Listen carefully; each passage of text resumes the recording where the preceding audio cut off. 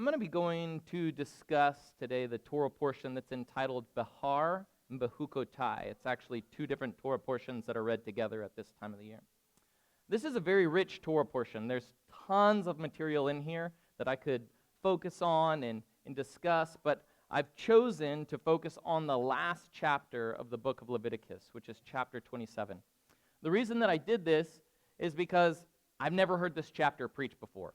I've never heard it talked about by anyone. In fact, I don't know how many Torah portions we would have gone through here before anybody decided to touch the subjects that are in this chapter. And why is it? Well, I suspect because it's going to make y'all, with your modern sensibilities, kind of squirm in your chair a little bit. But I'm kind of sadistic, and I'd kind of like to watch that. So I enjoy the challenge, so here we go. If y'all will open up your Bibles to Leviticus 27, and let's read these verses. See if we can't glean something out of it. Leviticus chapter 27 says, "And the Lord spoke unto Moses, saying, Speak unto the children of Israel, and say unto them, When a man shall make a singular vow, the person shall be for the Lord by thy estimation. And thy estimation shall be of the male from 20 years old even unto 60 years old. Even thy estimation shall be 50 shekels of silver, after the shekel of the sanctuary. And if it be a female, then thy estimation shall be 30 shekels. And if it be from 5 years old even unto 20 years old, thy estimation shall be for the male 20 shekels, and for the female 10 shekels. And if from a month old even unto 5 year old, then thy estimation shall be for the male 5 shekels of silver, and for the female thy estimation shall be 3 shekels of silver. And if it be from 60 years old and above, if it be of a male, then thy estimation shall be 15 shekels of silver, and for the female 10 shekels. But if he be poorer than thy estimation, then he shall present himself before the priest, and the priest shall value him. According to his ability that vowed, shall the priest value him. And if it be a beast whereof men bring an offering unto the Lord, all that give any of such unto the Lord shall be holy. He shall not alter it, nor change it, good for bad, or bad for good. And if he shall change it, beast for beast, then it and the exchange thereof shall be holy. And if it be an unclean beast, of which they do not offer sacrifices unto the Lord, then he shall present the beast before the priest, and the priest shall value it, whether it be good or bad. As thou valuest it, who art the priest, so shall it be. But if he will redeem it, then he shall add the 5th part thereof unto thy estimation. And when a man shall sanctify his house to the Lord, And when a man shall sanctify his house to be holy unto the Lord, then the priest shall estimate it, whether it be good or bad. As the priest shall estimate it, so it shall stand. And if he that sanctify it will redeem his house, then he shall add the 5th part of money of thy estimation unto it, and it shall be his.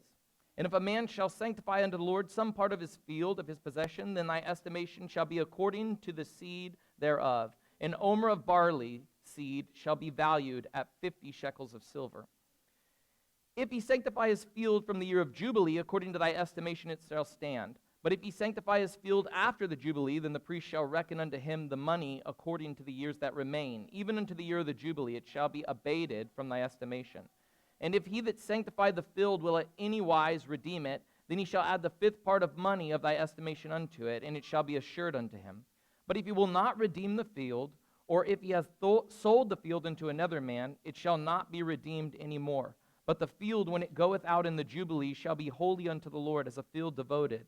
The possession thereof shall be for the priest.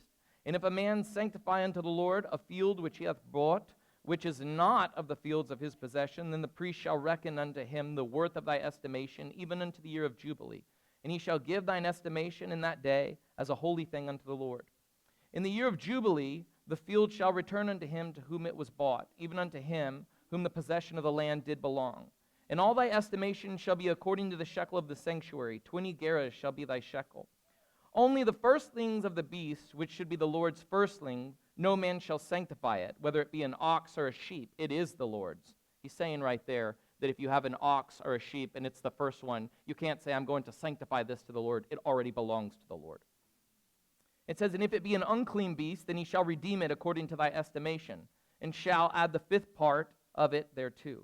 And if it be not redeemed, then it shall be sold according to thy estimation. Notwithstanding, no devoted thing that a man shall devote unto the Lord of all that he hath, both man of beast and of the field of his possession, shall be sold or redeemed. Every devoted thing is most holy to the Lord. None devoted which shall be devoted of men shall be redeemed, but shall surely be put to death. And all the tithe of thy land, whether of the seed of thy land or of the fruit of the trees, it is the Lord's, it is holy. And if a man will at all redeem any of his tithes, he shall add thereunto the fifth part thereof. And concerning the tithe of the herd or of the flock, even of whatsoever passes under the rod, the tenth shall be holy unto the Lord.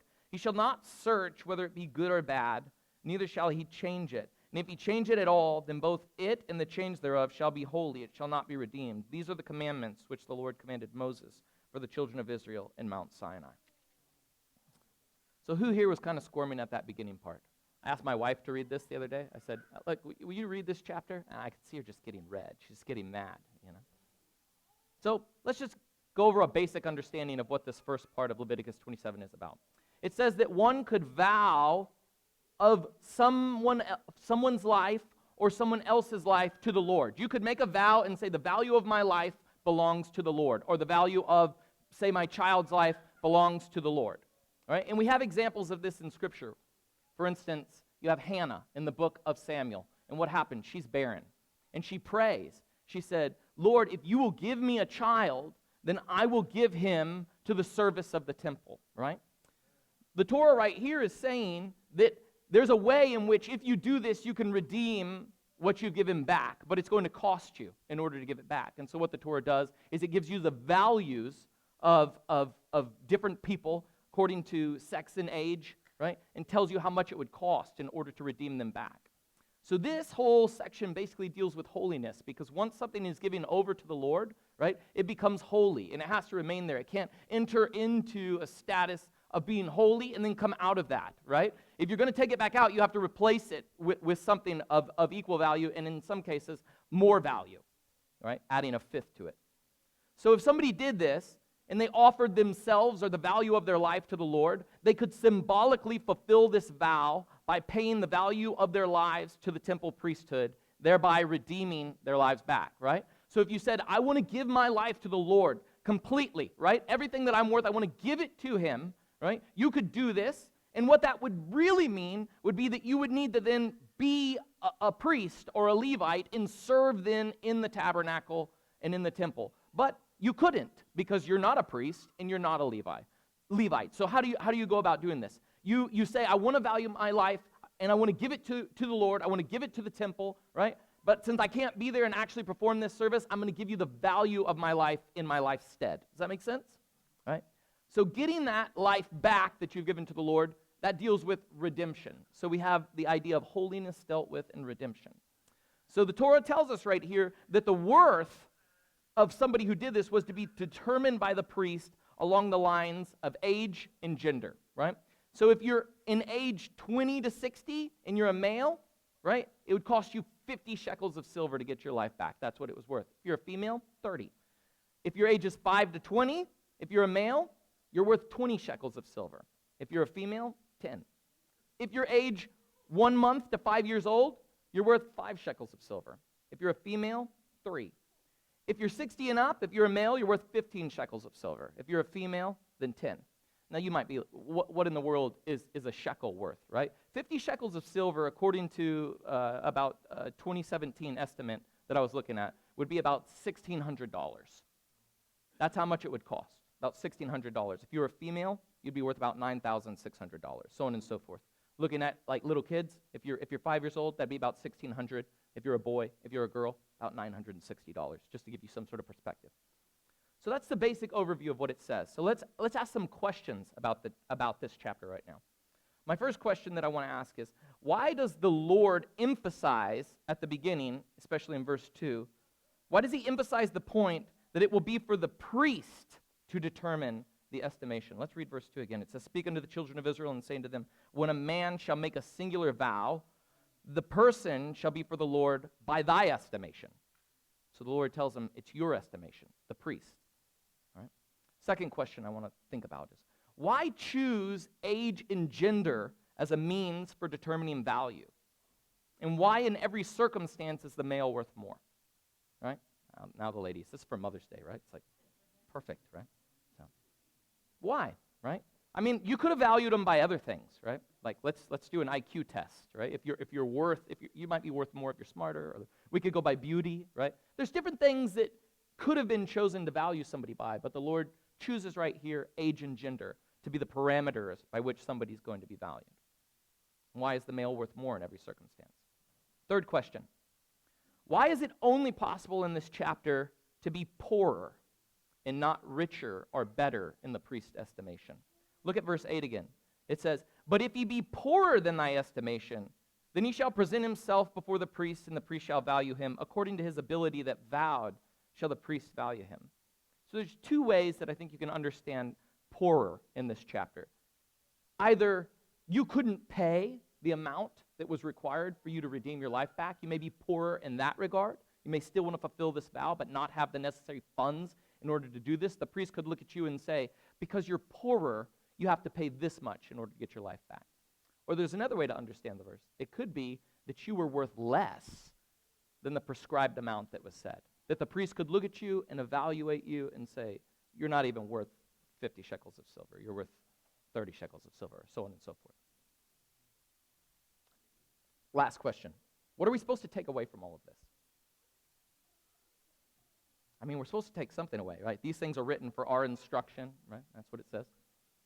So let me ask another question. What are you worth? What are you worth?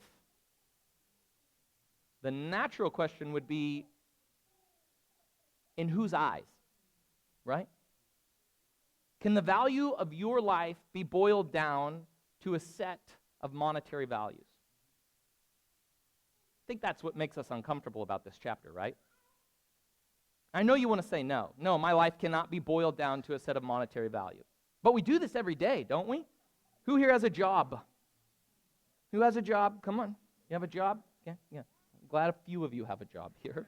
I don't know how the rest of you eat, but you trade your life for dollars every single day. All the time you do this. And your employer, what does he base his or her pay for your work on? I think it's verse 8. Read it again. It's ability.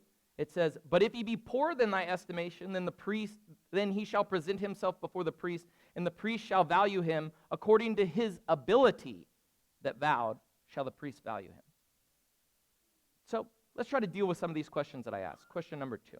Imagine you're an employer back in this ancient agricultural society, and you have a field, or you have a vineyard, or you're growing things. Who do you want to hire? Honestly, who's going to be most valuable to you in terms of bringing in the harvest? I think probably men, right? Now, you could say young men are very, very strong, but they're also immature, right? From ages 5 to 20, you can't always count on them, right?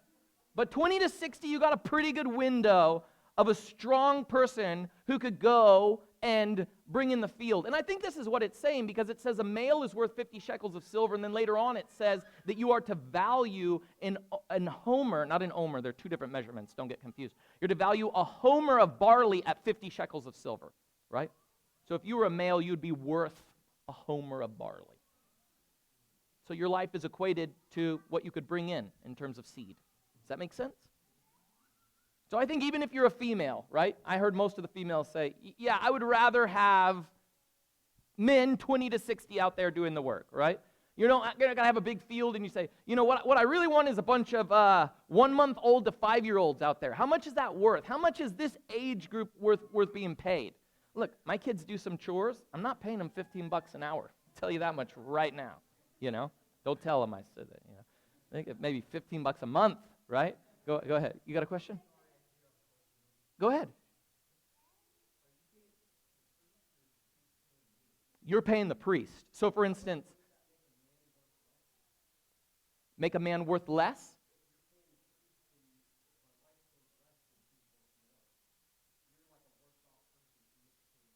It's an interesting question. All right, good. So he's bringing up a good observation. Let's see if I can circle back around to what you're saying. So I think I'm going to get to what you're saying. So in this agricultural society, I think the value of somebody's worth is determined upon their productivity or their output, what they could actually produce in terms of the society. So I think that kind of answers our question 2 as to why age and gender are sort of chosen as the parameters by which we're valuing people. So let's look at my question number 4. What do we take away from this? I think like a simple lesson that we can take away from this is that generally speaking, there appears to be more valuable times and situations in your life to the Lord where your productivity is greater, right? There are windows of time in your life where more is expected from you. You're more valuable at such a particular time. So who's here between 20 and 60, right? Raise your hand, right? The Lord expects more from you, right, than he does little kids. And we kind of get this, right? I mean, we expect so much from little kids, right? Teenagers, we expect a certain amount from, right? Adults, we start expecting more of these people. And when you get into the elderly, less is expected from you, right? You reach an age in which there's not as much that you can produce, and so people expect less from you at this time. Bear in mind, Moses is pretty old when he's writing this, right? Moses is in this last category, okay? So Jesus says stuff like this, too. He gives us parables, right? Y'all remember the parable of the talents, where he says that to one were given 5 talents, another 3, another 1.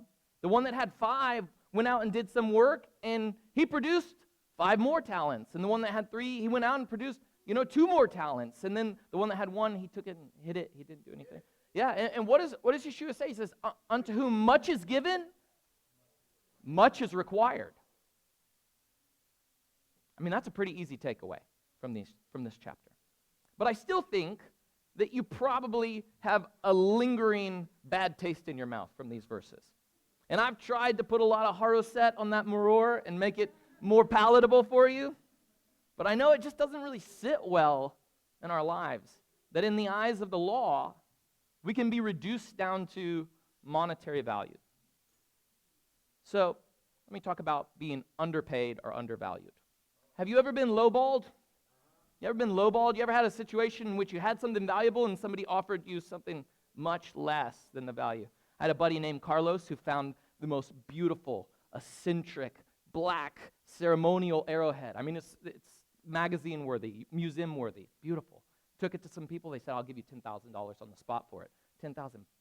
You would think, oh, I want to do this. This is probably worth $500,000. I mean, it's beautiful. It's exquisite. It's a piece of history that's untarnished and amazing, right? Sometimes people lowball you for things. And you can imagine this. Imagine you had like a Picasso in your house and somebody come in and say, I'll give you $5 for that painting. You look at him and say, $5? You don't know what you're looking at, right? This is worth way more than $5. Right, well, how about this, Nate? Hadassah over there, I'll give you $960 for her, right? You going to go for that deal? Yeah. Bethany, if somebody came and tried to give you $1,600 for Asher, is that a pretty good value for it? No. I mean, that's what I think upsets us, right? I mean, there are people there are sick people in this world that do have price tags on other people's head, and they're worth a particular money. But for those of us who, know what love is and know the value of a soul, you can't put a monetary value on something like a child. I think that's what gives us this bad taste in our mouth. I think deep down we intrinsically understand there exists some greater value in people regardless of their societal productivity. Y'all agree?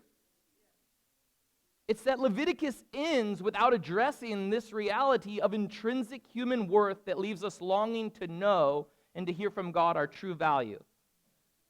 But honestly, what did you expect? This is law, not love. In the eyes of the law, in the eyes of the Levitical priesthood, you are worth what you can do. And honestly, you might be worth less than you think. So I want to ask my original question again. What are you worth? How valuable is your life?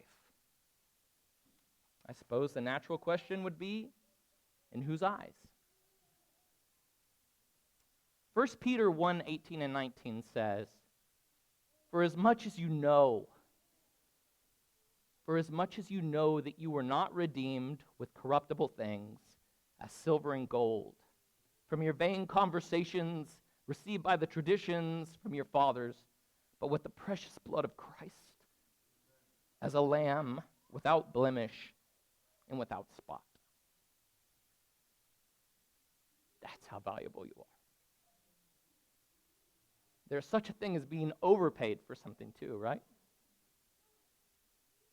I just don't begin to fathom that kind of love. I know in my own eyes what I'm worth, and I know that I'm worthless. And I know that I am worth infinitely less than the precious blood of Christ. So why would he spend so much to redeem me? There's no sort of law that makes it make sense. It's love. It's so much higher than law. So conclusion again, what are you worth? In whose eyes? For as much as you know that you were not redeemed with corruptible things as silver and gold, but with the precious blood of Christ, as a lamb without blemish and without spot. Shabbat shalom.